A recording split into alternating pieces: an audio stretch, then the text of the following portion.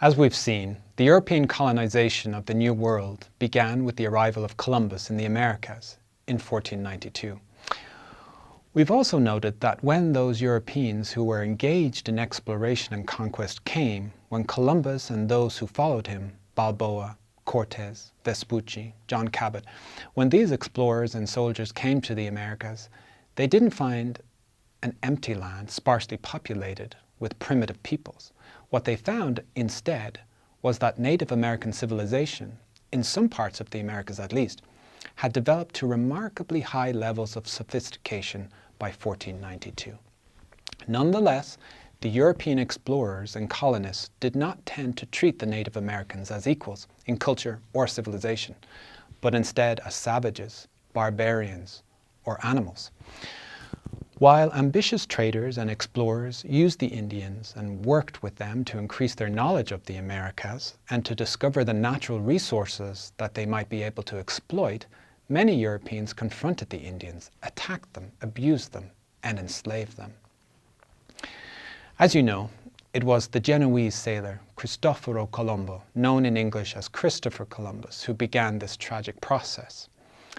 Out of his sense not of adventure or discovery, but of greed and a desire for acquisition, Columbus took a great risk in sailing westward in order to reach Asia and the Indies, a term back then applied not only to the sizable chain of islands now known as Indonesia, but sometimes referring to South Asia as a whole, running all the way from India to Indonesia. The great attraction of the East Indies was spices. In fact, one very important group of islands within Indonesia, the Maluku Islands, were commonly referred to as the Spice Islands. However, the Spanish were also attracted to the East because of the notion that if Spain could be the first European nation to lay claim to those islands, then the Spanish crown could benefit immensely from any trade or exploitation of the land and people they found there. And it was, of course, due to Columbus's belief that he had actually reached the East Indies that he referred to the people he encountered there as Indians, a term he first used in his initial letter back to the King of Spain, in which he wrote, "To the first island which I found, I gave the name San Salvador. The Indians call it Guanahani." In fact, we have in this letter not only Columbus's belief that he was in the East Indies, but confirmation that he named the first island he found San Salvador, or the Holy Savior. Columbus's first reactions to the natives of the Americas are also quite telling, revealing exactly how he treated them, which was clearly not with the greatest respect. "As soon as I arrived in the Indies," he wrote, "on the first island which I found, I took some of the natives by force in order that they might learn and might give me information of whatever there is in these parts." Took them by force? In other words, Columbus abducted Indians, forcing them to help him find exactly what he had told the King and Queen of Spain that he would bring them from Asia. He wrote, in fact, to the King and Queen of Spain that "Their Highnesses can see that I will give them as much gold as they should need, and as many slaves as they should order." You see how this works, right? Columbus's writing reveals to us not only how he treated the natives, but what he intended to do with them. About the Arawak natives of the West Indies, for example, Columbus wrote, "They were well built, with good bodies and handsome features. They do not bear arms, and do not know them, for I showed them a sword. They took it by the edge and cut themselves, out of ignorance. They have no iron. Their spears are made of cane. They would make fine servants. With 50 men, we could subjugate them all and make them do whatever we want." And to prove this point, Columbus took a group of these docile, peaceful Native Americans back with him to Spain to parade before the King and Queen, basically showing off his success, not only in reaching what he thought was the East Indies, but also in finding a population of potential Christians, but more importantly, useful slaves. Thus, before the African slave trade was exploited to fulfill the need for laborers in the Americas, Europeans had already turned to the enslavement and exploitation of the native population. Back on the island of Hispaniola, which is today Haiti and the Dominican Republic, Columbus, as governor of this new Spanish territory, began selling and exporting Indians as slaves and taking their land from them. With this land, he, as well as later governors of Spanish territories in the Americas, carved up encomienda. The Spanish term encomienda comes from a Latin word meaning to entrust a person with the care of someone or something. In other words, to give something in trust that the person who received it will take care of it. That sounds nicer than it actually was. The encomienda were vast estates granted to Spaniards, who thereby acquired not only the rights to the land itself, but also to the Indians who lived there. In this system, one could basically buy up property along with the natives and slaves to work the property for you. Very convenient. With one deed, you acquire both the land and the slaves to work it. In theory, the Spanish engaged in this trade in land and people for the sake of the Indians themselves. And to be fair to Columbus, he never said that the owners of the land should abuse the Indians, but it was well understood that those Indians belonged to whoever owned the land. The Indians obviously had no choice in this matter. Now, this entire system should strike you as unfair, cruel, inhumane. It does, doesn't it?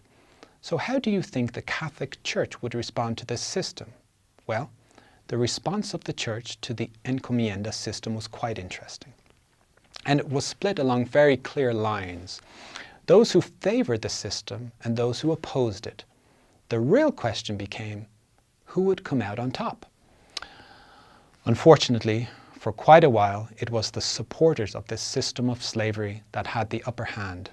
The Native Americans, they argued, could not be left to themselves, since without European Christian supervision, they would just revert to their old, un-Christian customs, including worshipping spirits and taking baths every day, which the Christians found shocking.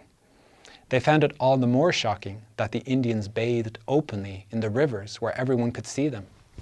This repulsive, sinful practice, along with their other heathen customs, had to end. Therefore, with the Church's blessing, American lands were apportioned to Spanish lords who, again in theory, were given these lands in order to oversee the Christianizing of the natives, but who, in practice, used those natives as slave labor. In a short time, huge numbers of Indians were dying of malnutrition, overwork, abuse, and of course, diseases.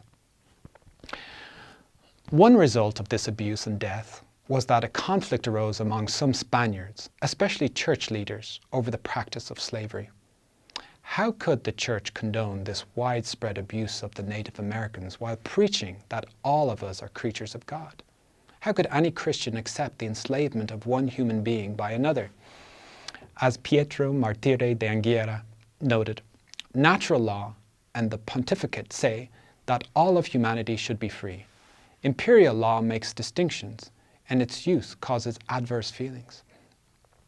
So, which law should reign over Nueva España or New Spain? The law of God or the law of man? In the end, due to pressure from the Church and fear of continued rebellion among the Indians, the King of Spain himself stepped in to resolve the issue of the enslavement of the natives in the Americas. In the year 1511, it became forbidden to sell Native Americans as slaves in Spain. A step in the right direction, perhaps, but a very tiny, insignificant step. You see the problem, yes? No more Native American slaves. In Spain, back in the Americas, where most Native Americans lived, it was a free-for-all.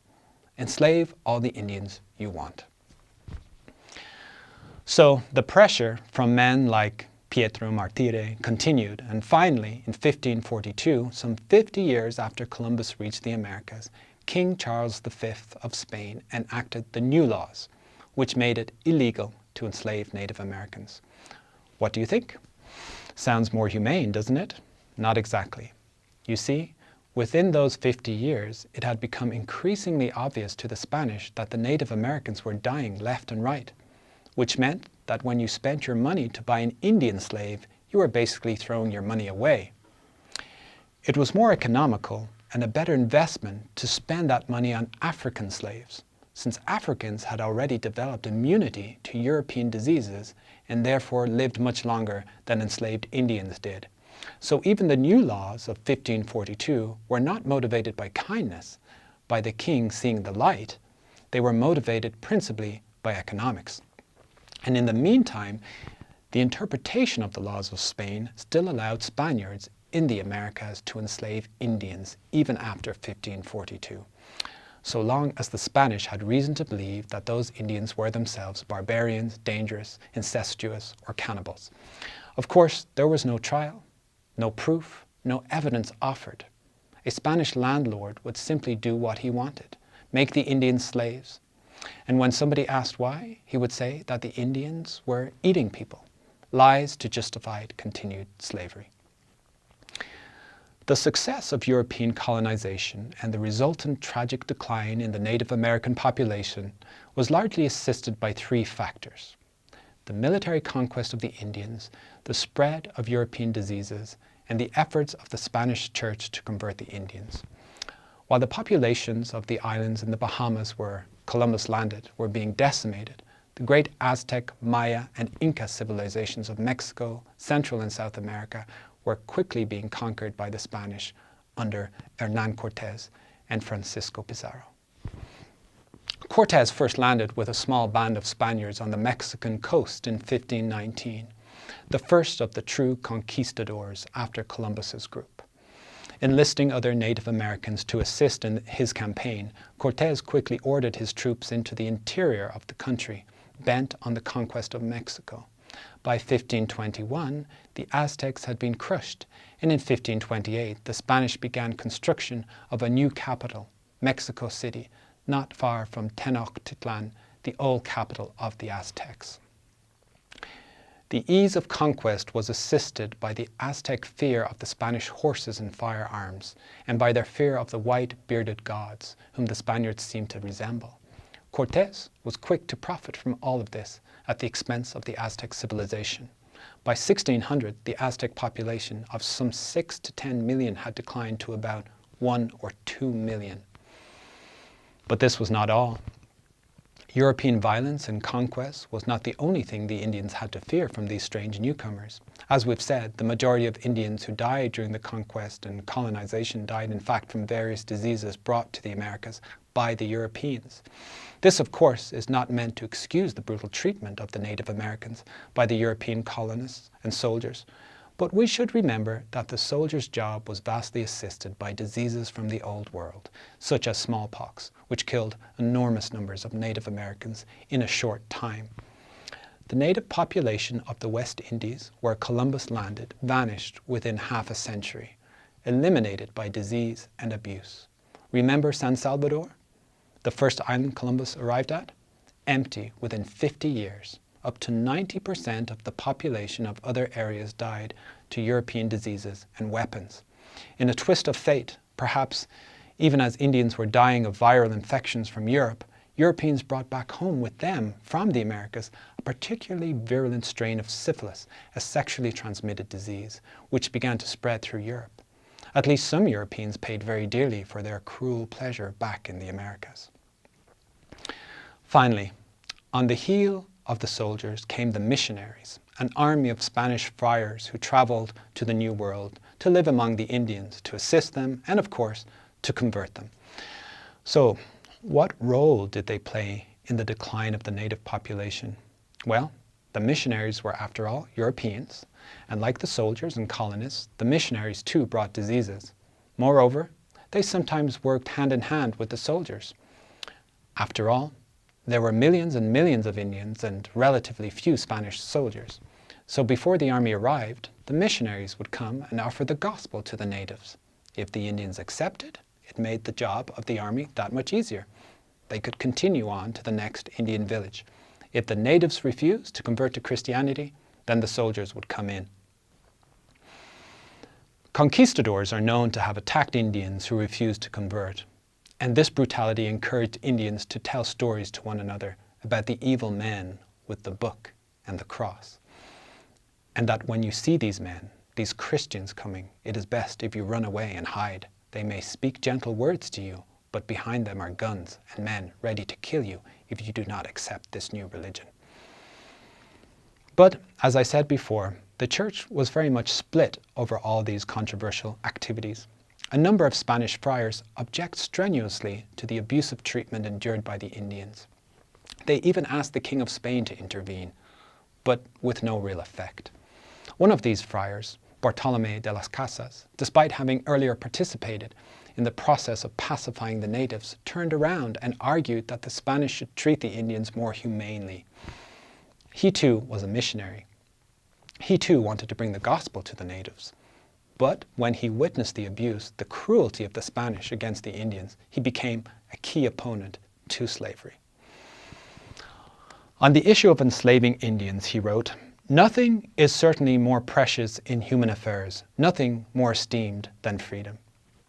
This was a man who was committed to God and to his faith, but he fully believed that no one should be forced to convert to another religion. True Christian faith must be accepted willingly, not at gunpoint.